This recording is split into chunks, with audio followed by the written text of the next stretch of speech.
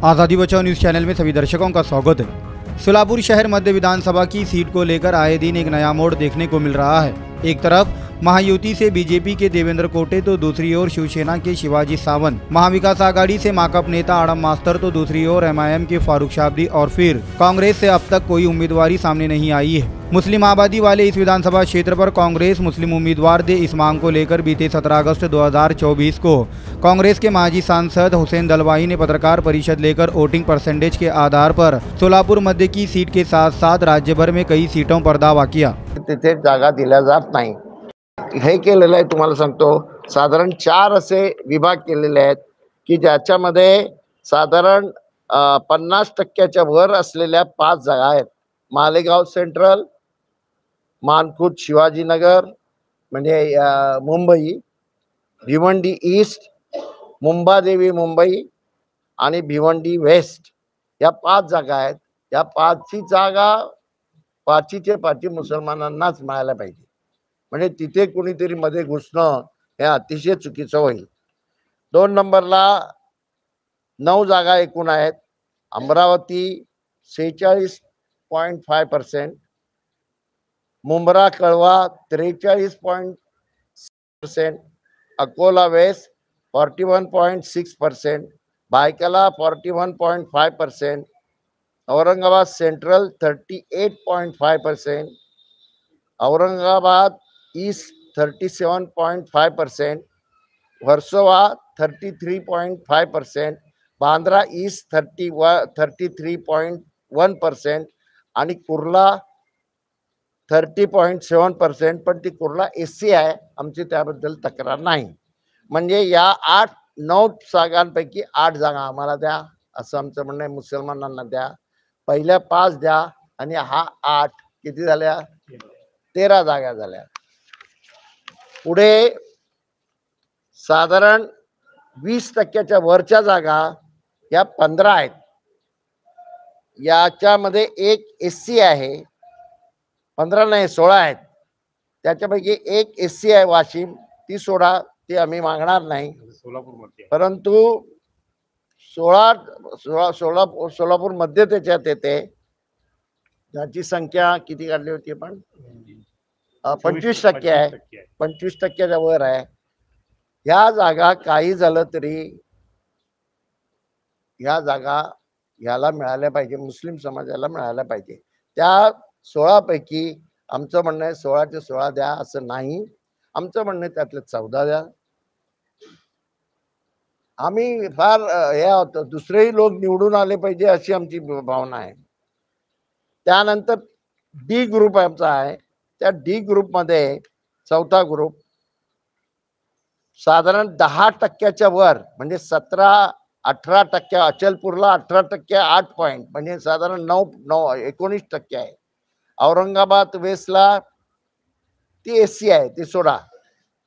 पण मीरा भाईंदरला 17.1% आहे। जळगाव सिटी 15.1% आहे। अहमदनगर सिटी 15% आहे। कसबा पेठ पुणे 15% आहे। जोगेश्वरी ईस्ट मुंबईची 14.5% आहे। मिरज एससी आहे, सोडून द्या। अंधेरी ईस्ट 13.6% आहे। श्रीवर्धन 13.3% आहे। सांगली एससी आहे, सोडून नाही, सांगली एससी नाही आहे। सांगली 12.7% आहे। वडाला मुंबई मधली 12.4% आहे। उस्मानाबाद 12% आहे। दापोली रत्नागिरी मधली 11.7% आहे। नागपूर वेस्ट 11.4% आहे। दिग्रस 10.8% आहे आणि हिंगोली 10.1% आहेत। या गटातल्या किमान 3-4 सीटा द्या, सगळ्या आम्ही मागत नाही। आता याच्या संबंधामध्ये आमचं असं म्हणणं आहे की ह्या कुणी द्याव्याच्या सीटा, फक्त काँग्रेसने नाही, आघाडीचे जे जे आहेत महाविकास आघाडीचे पक्ष, शिवसेना NCP काँग्रेस प्रमुख पक्ष, मग त्याच्यात समाजवादी असतील, त्याच्यामध्ये हे असतील, शेकाप असेल, त्याच्यावर त्यांचे काय फार त्यांना तुम्ही देणारच नाही आहात. म्हणजे या बहुधा ही जबाबदारी ह्या 3 पक्षांवर आहे आणि 3 पक्षाने मुसलमानांचं प्रतिनिधित्व नीट होईल असं पाहिलं पाहिजे. त्याच्यात मी आता सोलापूरमध्ये आहे. सोलापूर सेंट्रलची जी सीट आहे ही सातत्याने दुसऱ्यांना गेलेली आहे. एकदा तरी तुम्ही मुसलमानांना द्या ती. ह्या भागामध्ये एकही मुस्लिम उभा करत नाही. हे काय चांगलं आहे की इतक्या मोठ्या प्रमाणात मुस्लिम समाज आहे, व्यापार करणारा आहे, बऱ्यापैकी आहे, सातत्यानं तुमच्या बरोबर राहिलेला आहे. आणि एक गोष्ट जर सांगितली तर ती अशी की आता जे काय आघाडीला मतदान झालेलं आहे आणि ऑल इंडियाला जे मतदान झालेलं आहे त्या मतदानामध्ये आणि ज्या निवडून आलेल्या सीटा आहेत त्याच्यामध्ये 40% मुस्लिम मत आहेत. हे मी उघड असं बोलत नाही, याच्या संबंधामध्ये अभ्यास करून आम्ही ही याची मांडणी करतो. 40% आहेत म्हणून आम्हाला या सगळ्या सीटा द्या असं पण आमचं म्हणणं नाही. आणि आमच्यामुळंच निवडून आलेले लोक आहेत असाही आमचा क्लेम नाही. आमचं एवढंच म्हणणं आहे की मुस्लिम समाजाची आजची स्थिती जी आहे ती स्थिती बदलायची असेल तर तिचं प्रतिनिधित्वही बदललं पाहिजे. आणि बाबासाहेब आंबेडकरांनी जी घटना तयार केलेली आहे त्या घटनेला अनुसरून तुम्ही हे केलं पाहिजे. त्यांचं लिंचिंग होतं, त्यांना मारहाण होते, महाराष्ट्रात होते. बाबासाहेब जिथे जन्माला आले त्या महाराष्ट्रात होते.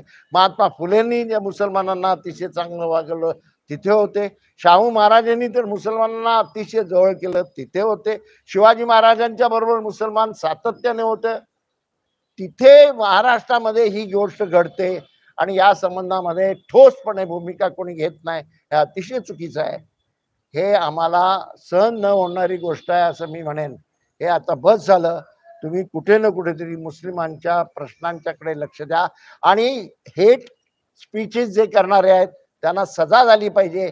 आणि अशा जेव्हा घटना घडतात तेव्हा त्यांच्या बाजूने समाजाने उभं राहिलं पाहिजे असं माझं म्हणणं आहे. महाराष्ट्रात दलितांच्यावर कुठेही अत्याचार अन्याय झाला तर तिथे मी जातो. तसं इतरांनीही ज्या ठिकाणी असे अन्याय अत्याचार, कुणीतरी कुणाचा तरी एक मुलगा काही बोलतो आणि तो असं सांगतो की होम मिनिस्टर जे आहेत फडणवीस हे माझे हे आहेत, ते मला सांभाळणारे आहेत. कमाल आहे. म्हणजे जर सरकारची यंत्रणाच या असा, हे अतिशय चुकीचं आहे. आणि या संबंधामध्ये आघाडीच्या लोकांनी विचार केला पाहिजे, या संबंधात भूमिका घेतली पाहिजे. घाबरून चालणार नाही. असतील हिंदू समाज हा संवेदनशील समाज आहे. तो सतत मुसलमानांच्या बरोबर राहिलेला आहे. एका वर्गामध्ये शिकलेली मुलं ते असं बघत नाही मुलं हा मुसलमान हा हिंदू. कारखान्यामध्ये कामगार करणारा कामगार हा मुसलमान कामगार हिंदू कामगार असं बघत नाही. शेतावर काम करणारा शेतमजूर किंवा शेतकरी हा हिंदू मुसलमान असं बघत नाही. तो सगळा एक आहे. मुद्दाम होऊन त्या संबंधामध्ये मोदी आल्यानंतर या देशामध्ये अशी परिस्थिती निर्माण करण्याचा जो प्रयत्न होतोय त्याच्या विरोधामध्ये पूर्णपणे आघाडीच्या लोकांनी उभं राहिलं पाहिजे ही आमची अपेक्षा आहे.